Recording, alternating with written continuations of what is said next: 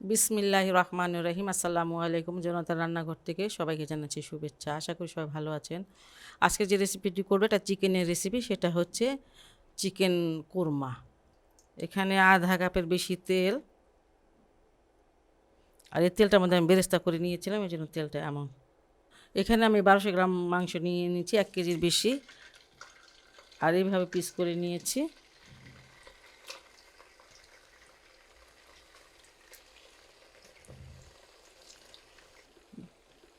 চারটা দারুচিনি আর 6টা হচ্ছে এলাচ দানা। মুখটা একটু ফাটিয়ে দেই। মাংসটাকে আমি একটু করে নিব, পানিটা শুকানো পর্যন্ত একটু ভেজে নিব। লবণ দিয়ে দিচ্ছি কিছুটা। আঁচটাকে বাড়িয়ে এটা পানিটাকে শুকিয়ে নিতে হবে।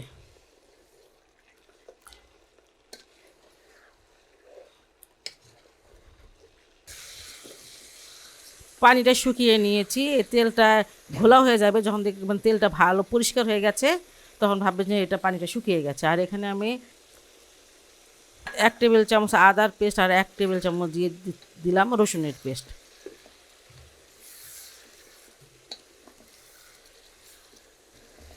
আদা রসুনের পেস্টটা দিয়ে এটা আমি একটু কষিয়ে নিলাম। এবার এখানে আমি 2 চামচ ধনিয়ার গুঁড়া, 2 চামচ মরিচের গুঁড়া আর 1 চামচ হলুদের গুঁড়া দিয়ে দিলাম। এখানে জিরার গুঁড়া, সেটাও 1 টেবিল চামচ ভাজা জিরার গুঁড়া।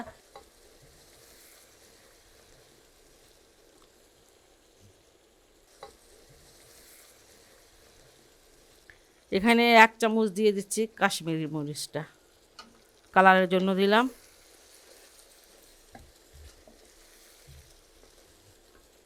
এখানে টক দইটা আছে, 1/3 কাপ আছে এখানে, সেটা দিয়ে দিলাম। আঁচটা বেশি দিয়ে সুন্দর করে সব কিছু দিয়ে কষিয়ে নিতে হবে।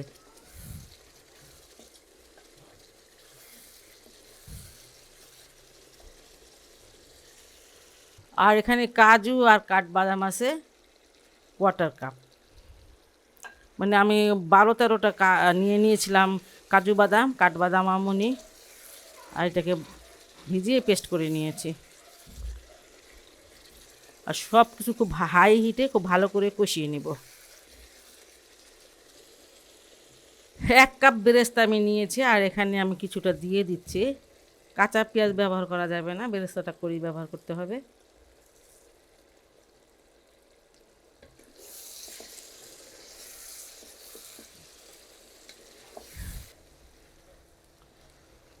সব কিছু দিয়ে আমি খুব ভালো করে কষিয়ে নিলাম। এখন পানি দিয়ে দিব।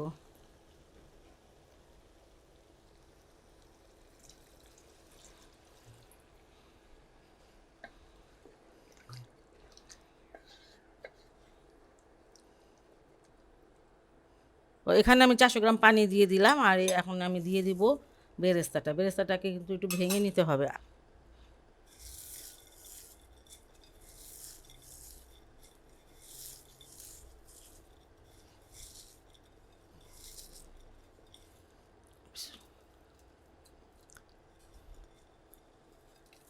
এই মুহূর্তে লবণটাও চেক করে নেবেন যে লবণটা ঠিক আছে কি না।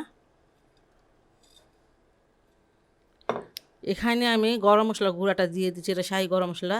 এটার মধ্যে জয়ফল, জয়ত্রী, সব কিছু মশলা আছে, যাই হোক এটা দিয়ে দিচ্ছি 1 চামচ।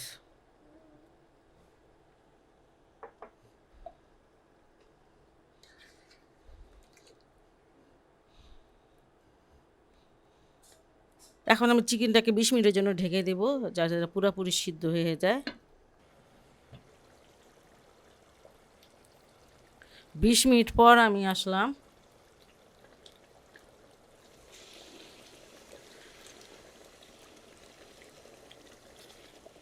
ঝোলটা বেশি থাকবে না, কারণ এটা যখন ঠান্ডা হবে ঝোলটা আরও অনেক কমে যাবে। এখানে মাখা মাখা ঝোল আছে। যাই হোক, আপনারা বাসাটা অবশ্যই অবশ্যই ট্রাই করবেন। চিকেন আমরা সবাই খাই, একটু ব্যতিক্রম করে খেলে অনেক টেস্ট অন্যরকম আসে। যাই হোক, আর আমার রেসিপি যদি আপনাদের ভালো লাগে তাহলে অবশ্যই অবশ্যই আমার চ্যানেলকে লাইক, কমেন্ট, সাবস্ক্রাইব করবেন। সবাই ভালো থাকুন, সুস্থ থাকুন, নিরাপদে থাকুন, এই দোয়া করি। আল্লাহ হাফেজ।